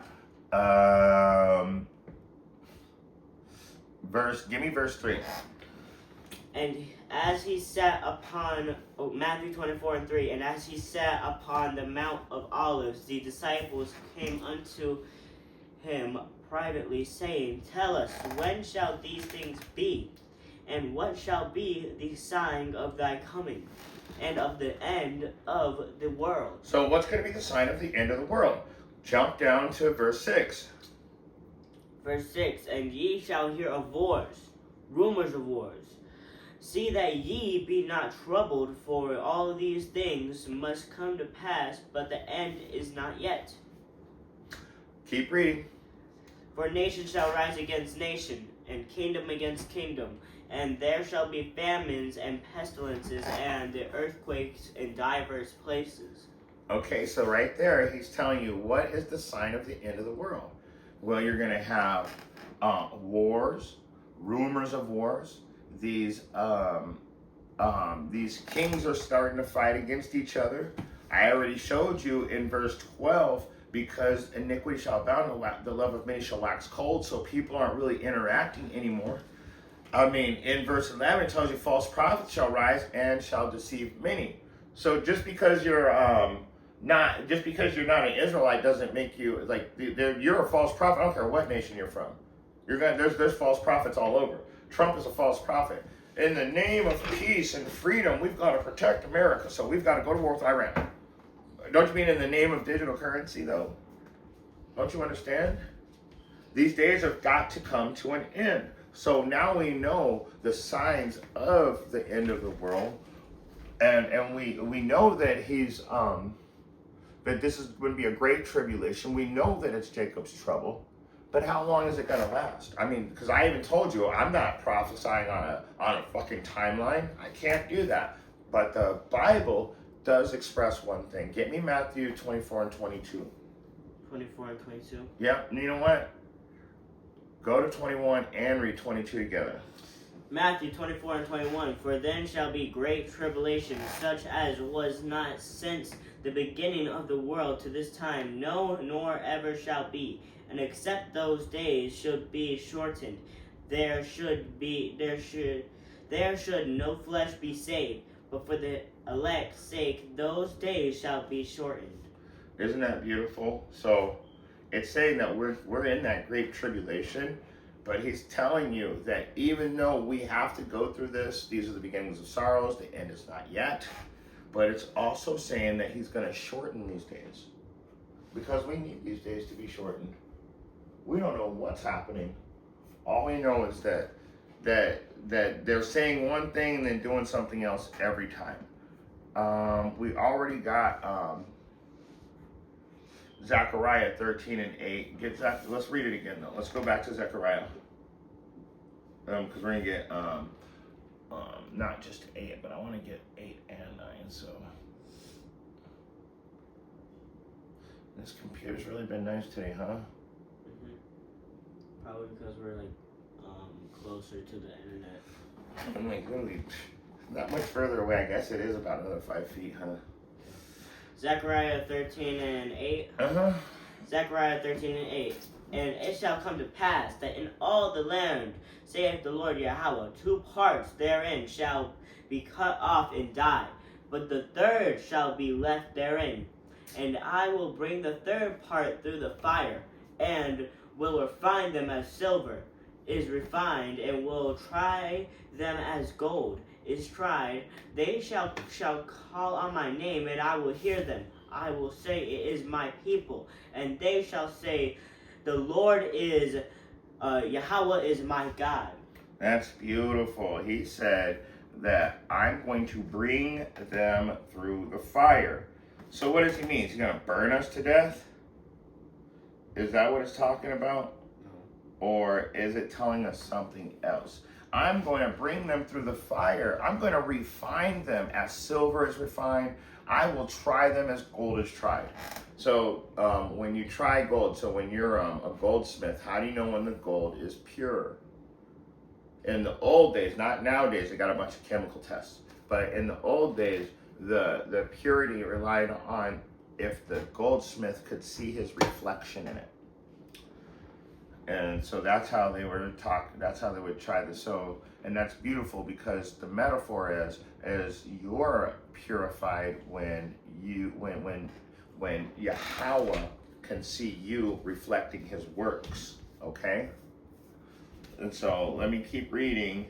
So let me go into Ecclesiasticus really quick, chapter 2. And I'm just going to read 1 through 6 real quick. My son, if thou come to serve the Lord, prepare thyself for temptation, set thy heart aright, constantly endure, make not haste in time of trouble. So in other words, you can't be taking things in your own hand. That's why we go into the weapons of our war are spiritual, not carnal. Verse 3, cleave unto him, depart not away, that thou mayest be increased at thy last end. That's saying stick to the scriptures and follow the instructions to the best of your ability according to your knowledge, applying what you learn to your life, the things you know you can do. Verse 4, whatsoever is brought upon thee, take cheerfully, be patient when thou art changed to a low estate. Here's the point. It says, I'm going to bring thee through the fire. I'm going to put 1/3 through the fire. So let me read it very carefully. Verse 5, Sirach, or Ecclesiasticus 2 and 5. For gold is tried in the fire, and acceptable mint in the furnace of adversity. He says, I will try them as gold is tried. So what is he talking about? His acceptable men, he's going to put them through adversities to prove themselves, okay? And they shall call on my name, Yahweh, Bahashem, Yahweh Shai, and I will hear them, and I will say, this is my people. And they shall say, Yahweh is my God. Okay?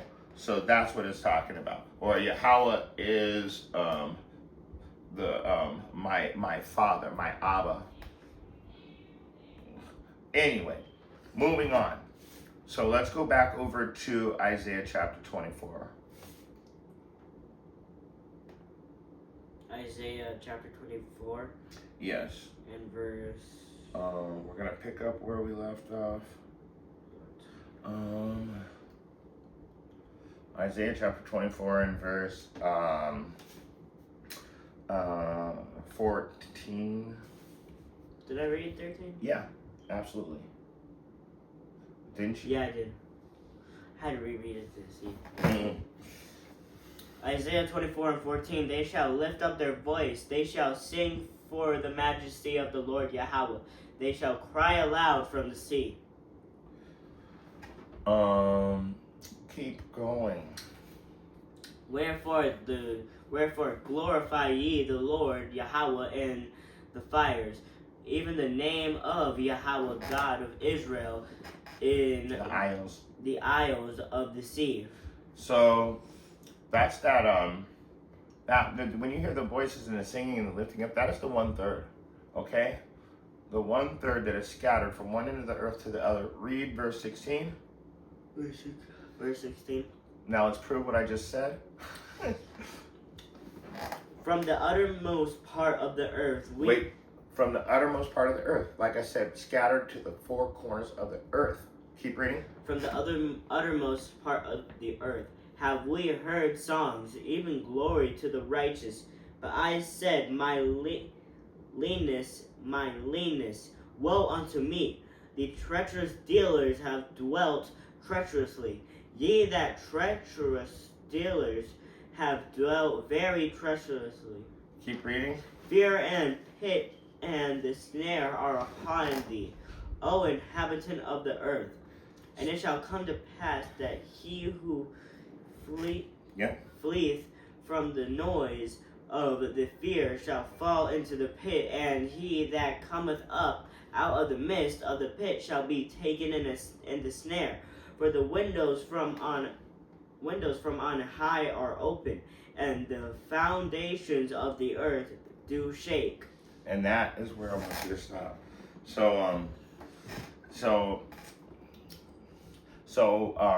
the uttermost part of the earth we have heard songs, indeed, glory to the righteous. So from the four corners of the earth, indeed. But I said, my leanness. So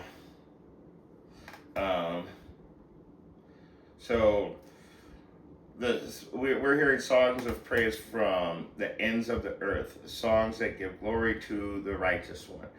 But my mind is heavy with grief. Weep for me, for I wither away. Deceit still prevails. So the liars are still in rulership. Okay? And treachery is everywhere. I mean, I'm scared to leave the house sometimes. Treachery is everywhere.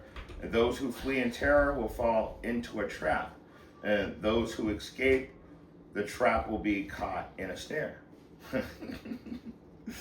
Destruction falls like rain from the heavens. The foundations of the earth shake. And so that's like the real Jacob's trouble right there. Right, when we're really into it, it shows you that destruction falls like rain. And so when you see these bombs, it's the destruction falling like rain from the sky. Let's keep going though. Let's go over to Amos chapter 5. Amos chapter 5 and verse... Amos 5 and start at 19. Amos 5 and 19. As if a man did flee from a lion, and a bear met him, or went into the house of the lean his hand on the wall, and a serpent bit him. Yeah. So keep reading. Shall not the day of the Lord Yahweh be darkness and not light? Even very dark and no brightness in it? So that's beautiful. So isn't the day of Yahweh like that? Like you think you're gonna get away? You think you're gonna be able to flee this destruction? So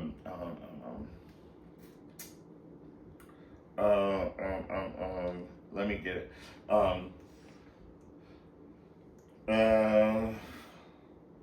The earth, where did we? That was 19. That was in Amos, right? Yeah. Whoops. Whoops. I want to read Hold on. 21. Amos chapter 5, NLT.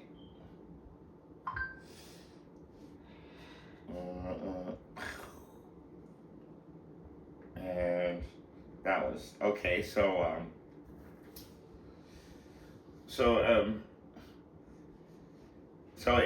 it's really telling you like there's no escape. You're gonna try and escape a lion only to meet up with a bear, or you'll escape the bear. You go to put your hand on a wall and you get bit by a rattlesnake or a poisonous snake. Let's just say, yes, the day of Yahweh will be dark and hopeless, without a ray of joy or hope. No, I mean I guess you can bring it out, but it kind of goes into you guys cursing yourselves by having that worldly life. So you can read that next one, but this directly goes into your whole worldly lifestyle. Get it? I despise your feast days, and I will not smell in your solemn assemblies. So he's saying, I hate all your show and presence, the hypocrisy of your religious festivals and solemn assemblies. Okay?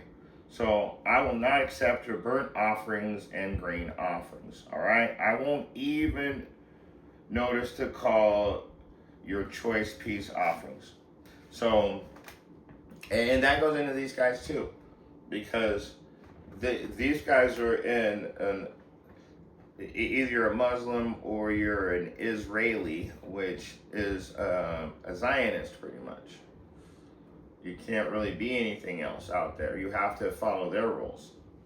So these guys are literally going to be hopeless without a ray of joy. Why?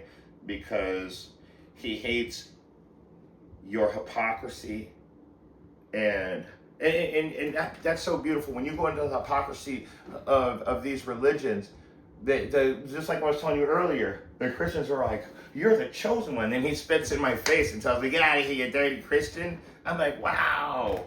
So these are the chosen, humble people that are so meek that are supposed to be teaching the earth? Nah, it can't be. So,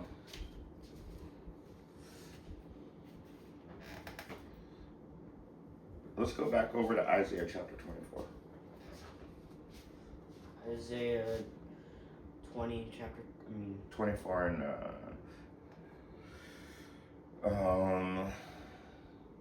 did we read 19 and 20?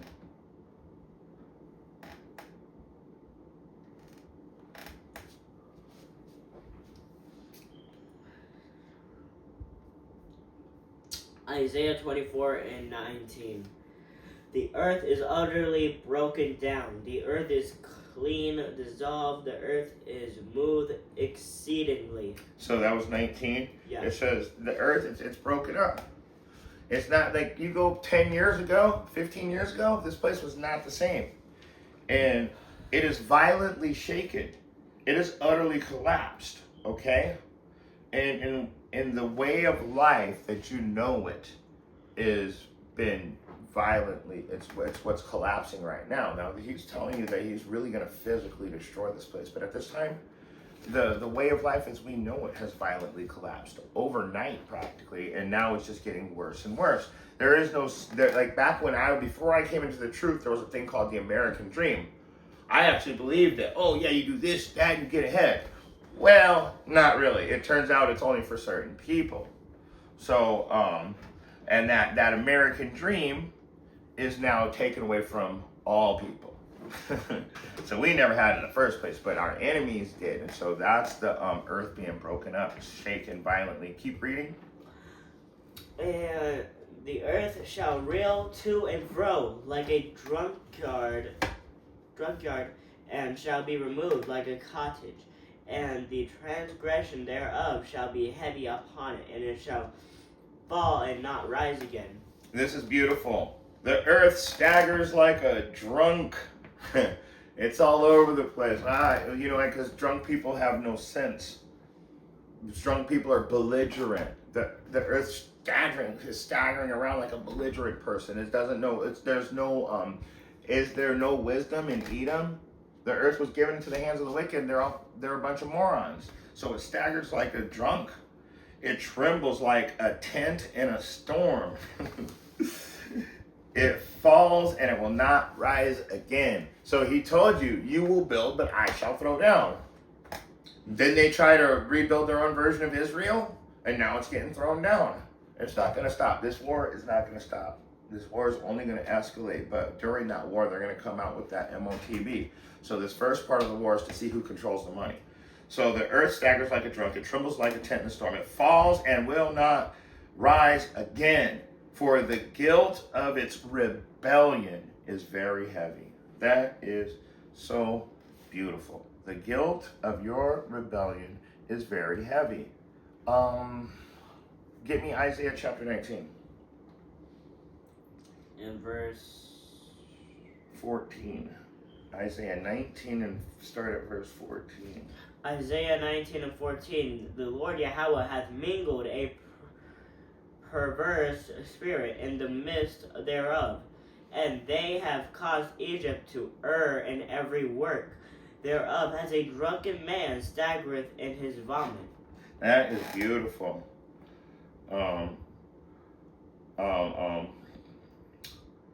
Yahweh hath mingled a perverse spirit in the midst thereof. And that's what's going on right now. Like with the way they're running the government, we're finding out how wicked they really are.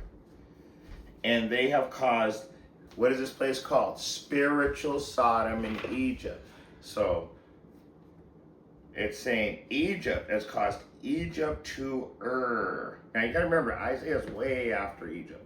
This isn't the Exodus. So this is talking about a prophecy for right now. Has caused Egypt to err in every work thereof, as a drunken man staggereth in his own vomit, as a dummy staggers around in his own stupidity. Okay? Just so you guys understand. Let's go back over read verse 15. Neither shall there be any work for Egypt, which head or tail, branch or rush may do. So it's saying that he's gonna cause the grinding to cease. In other words, he's gonna take away all the work. And we're not gonna be doing anything. Keep reading. In that day shall Egypt be like unto woman, and it shall be afraid and fear because of the shaking of the hand of the Lord Yahweh, which he shaketh over it. So in that day shall Egypt be like unto the woman. Let me get it in. Oh, this is gonna be. Oh wait. Oh, I'm sorry. Revelation. I'm sorry. So what verse was that again? That was Isaiah 19 or 20? 15, 16, and wait. Yeah, 15? Oh, 16. Oh yeah, there it is. In that day shall Egypt be like unto a woman, and it shall be afraid and feared because of. See, women, like these days, women think that they're just as strong as men and that they have that same power as men. But the scriptures say that in that day, that this place is going to be like a woman, like weak, in other words. And it shall be afraid and fear because of the shaking of the hand of Yahweh, the Lord of hosts, the Shabbat, which he shaketh over them. And so he's going to put his. So it's showing that he's getting ready to what is it called, Let me get it real quick so I can say it correctly. We're at 1 hour and 44 minutes right now. 1:45. Oh, that's crazy. 144. So, man, when you said that, I forgot what I was talking about. Go back to verse 19.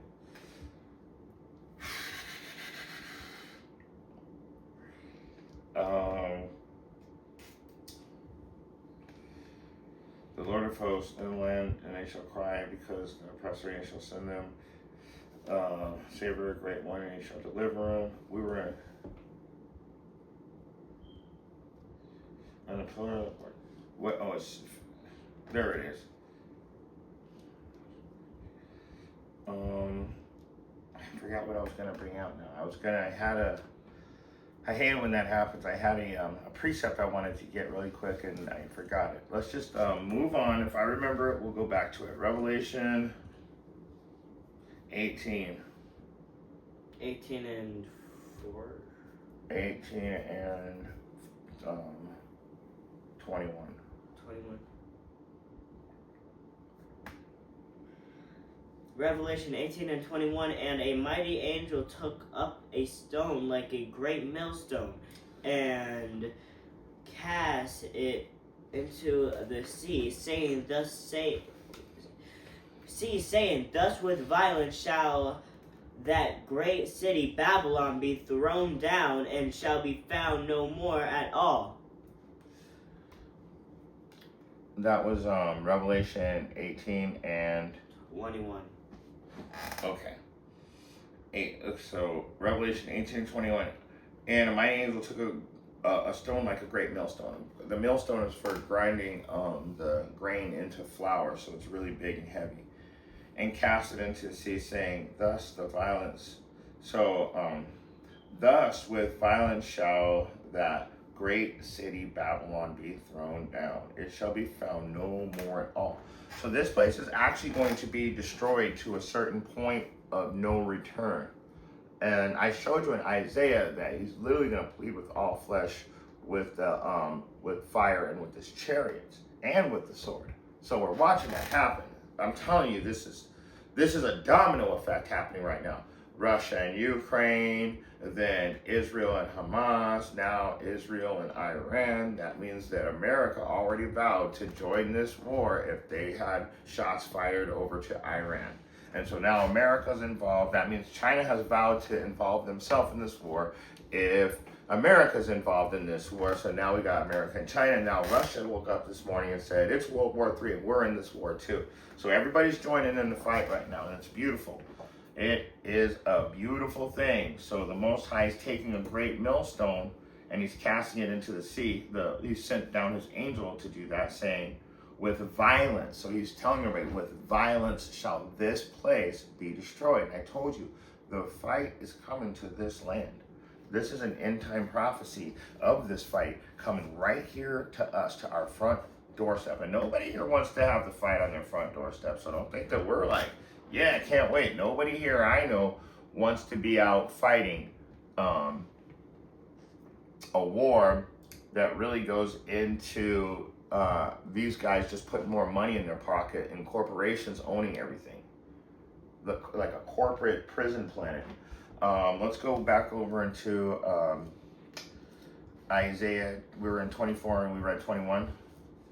No, we're in 18 and read 21. Oh. Go back to Isaiah and 24 and go to verse 21. Oh, no, I mean, we're in Revelation 18 and 21. Sorry. I know what you meant.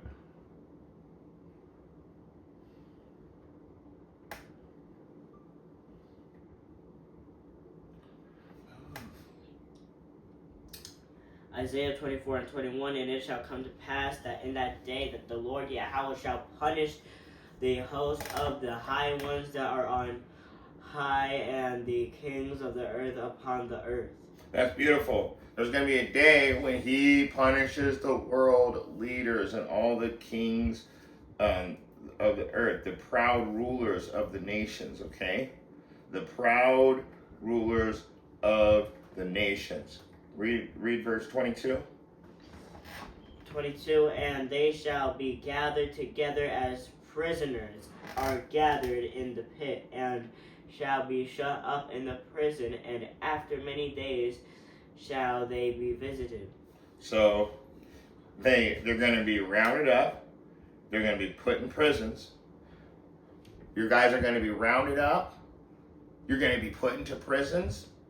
And then you're going to have the prison shut forever on you.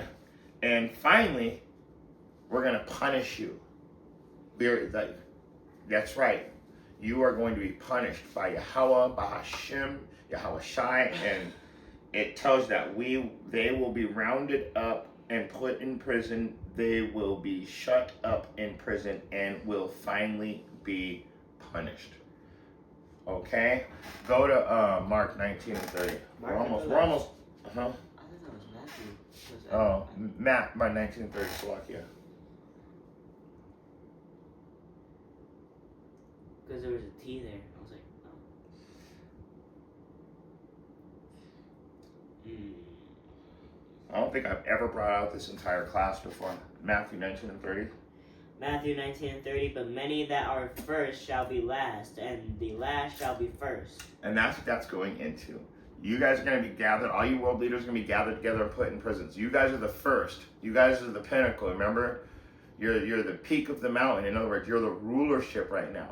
It says that you guys, look, and the hosts of high ones that are on high, and the kings of the earth upon the earth, they shall be gathered together as prisoners and gathered in a pit, in prisons, okay? And they're the ones that are going to be punished. So when it's telling you in Matthew 19 and 30, it says, but many that are first shall be last. That's the kings of the earth, because we are going to put them in pits and punish them. And the last shall be first. The oppressed, the ones that, the definition of ghetto, last, down there at the bottom, the definition of ghetto is designated area of town where Jews are required to dwell. So and we all know Too Short made a song called The Ghetto, boom, boom, boom, boom, boom. We're living in the ghetto. So who's living there? So those are the people that are on the bottom. Those are the people that are last that shall be first. But only 1/3. So don't get it twisted. Isaiah 10 and 12. Yep. Isaiah 10 and 12. Wherefore it shall come to pass that when the Lord hath performed his whole work upon Mount Zion and on Jerusalem, I will punish the fruit of the stout heart of the king Assyria and the glory of his high looks. So read that first part again. Wherefore it shall come to pass that when the Lord Yahweh hath performed his whole work upon Mount Zion and on Jerusalem, I will punish the fruit of the stout heart of the king Assyria. And so after we're punished, they're punished. So I just told you, we've come to the end of our punishment, but the Edomites refused to let us go free. So and that's the same thing that happened with the Egyptians. They refused to let us go free. In fact, when they should have not, in the book of Obadiah, it tells you through the whole chapter that they should have just left us alone when we were serving our punishment. But they went in hard. So Isaiah 34, 2-5. Isaiah chapter 34 and verse 2, for the indignation of the Lord Yahweh is upon all nations, and his fury upon all their armies. He hath utterly destroyed them. He hath delivered them to slaughter. Their slain also shall be cast out, and their stink shall come up out of their carcasses, and the mountains shall be melted with their blood.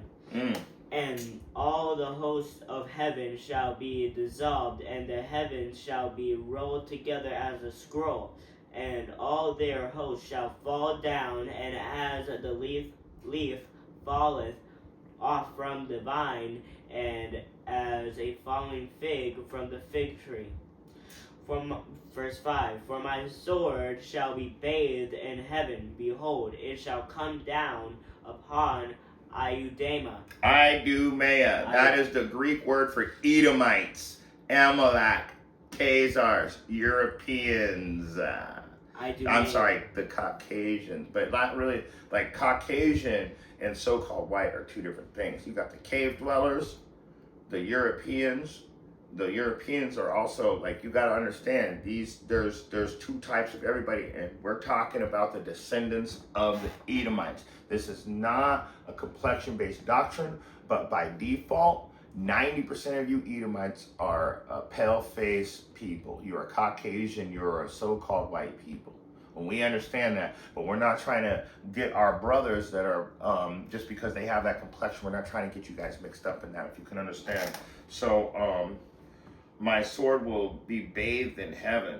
Behold, it shall come down upon Idumea, upon fucking Edomites, and upon the people of my curse to judgment. So if you guys are part of that 2/3, you also get mentioned in there. You know what? Keep reading. Keep reading. Yeah, just keep reading.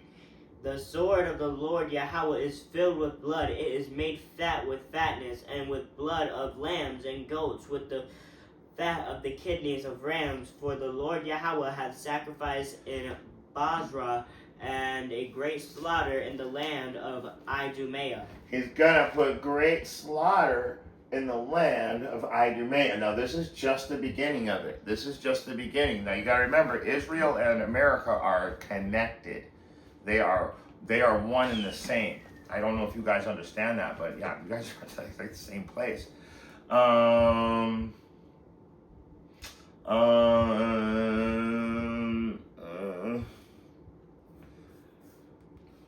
You know what? Read verse 8.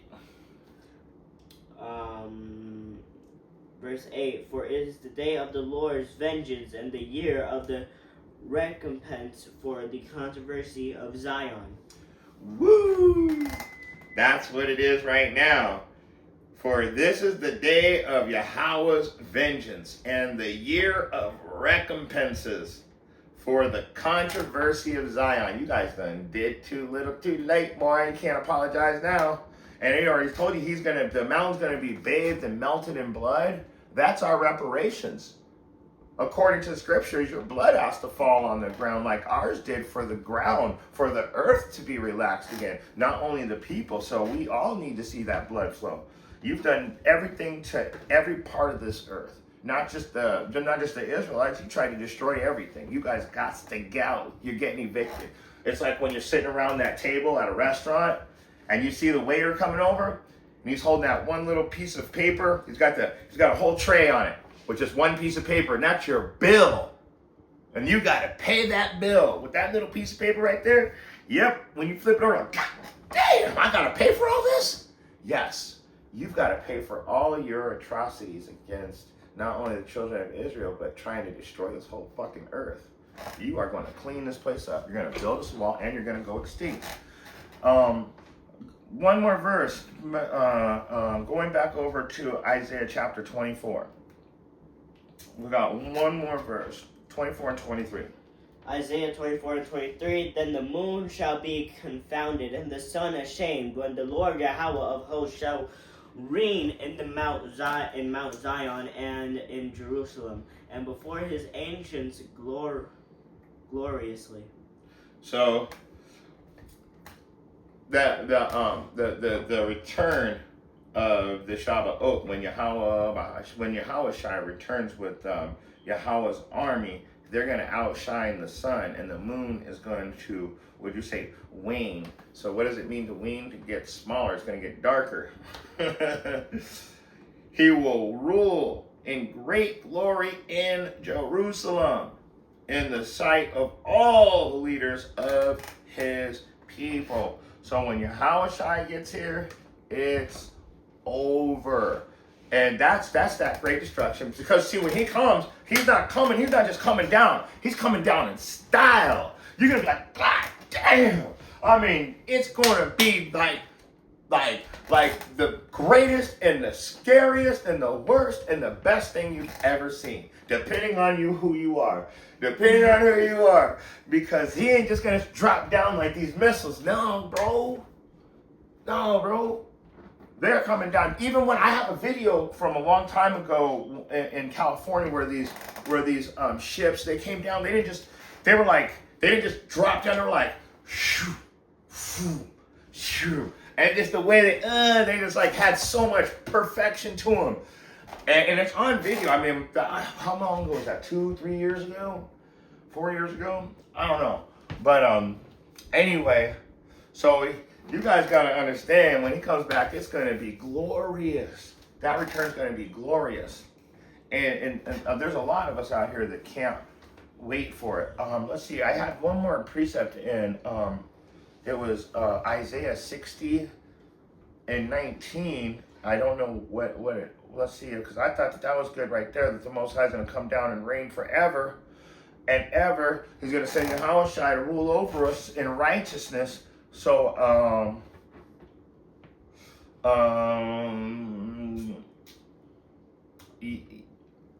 yeah. So in the day of the Lord, we have to start at verse 18, because in the day of the Lord, so we know, because these people say that all these things have already happened, the Bible's been finished, everything, these are the real rulers of the earth. Read, this is Isaiah 60 and start at verse 18.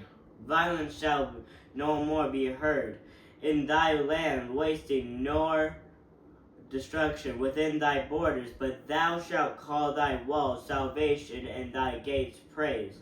Violence shall no more be heard in thy land. Violence shall no more be heard in thy land.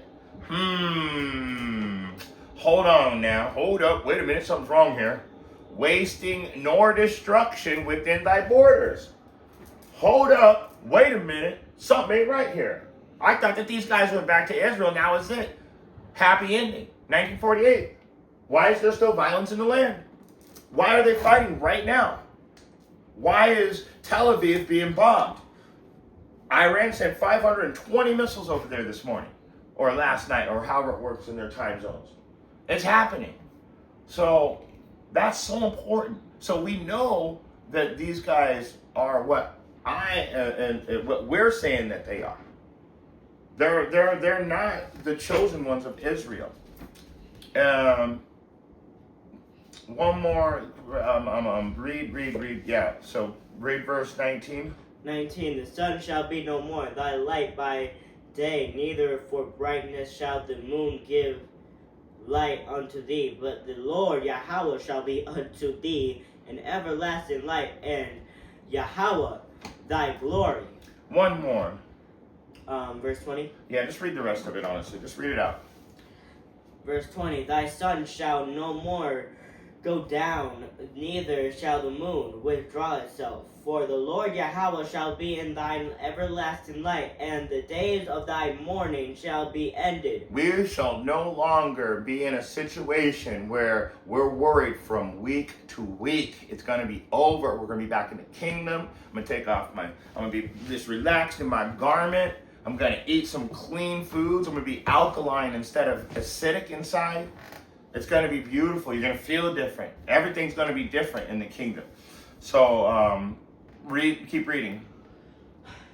And thy people also shall be righteous. They shall inherit the land forever. The branch of my planting, the work of my hands, that I may be glorified. One more. A little one shall become 1,000, and a small one a strong nation. I, the Lord Yahweh, will hasten it in his time. So you gotta wait a second. So that right there. So we're going back to the kingdom. All this is the beginning of the destruction, but the end is not yet. But we will be saved out of it. But very clearly, it said that a little one will become 1,000. Well, in heaven, you don't get married according to Christians. Oh, we don't get married in heaven. Well, how in the hell are we going to be fruitful and recover the earth? One little one will become 1,000 people. How? Out of regenerating. And how do we do that? By getting married and having wives. And how are the 2/3? If all Israel's going to be saved, how are the 2/3 going to come back? They're going to be joined. They're going to be born into righteousness through the through the 1/3 and the generations that come after them. And with that being said, we got one more verse, Revelation 22 and 12. In fact, give me Obadiah 1 and 15. Obadiah 1 and 15. Yeah, because this is a prophecy for we know we're getting saved. We know we're getting saved. We know that the one, well, not me personally, I'm saying Most High willing, I'm part of that 1/3 that gets saved. Let me not be so proud. So, if Most High willing, I'm part of the 1/3. What do you got? Obadiah 1 and 15. 1 and 15. For the day of the Lord Yahweh is near upon all the heathen. As thou hast done it, it shall be done. Unto thee thy reward shall return upon thine own head. Ooh, so as thou hast done, it's going to be done unto you. The same things that you're doing, your reward shall return upon your own head. So your reward is captivity and destruction. In fact, in verse 18, I think,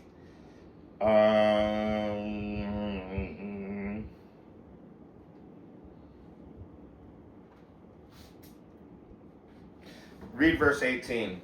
Let's make sure that we're getting rid of these Edomites.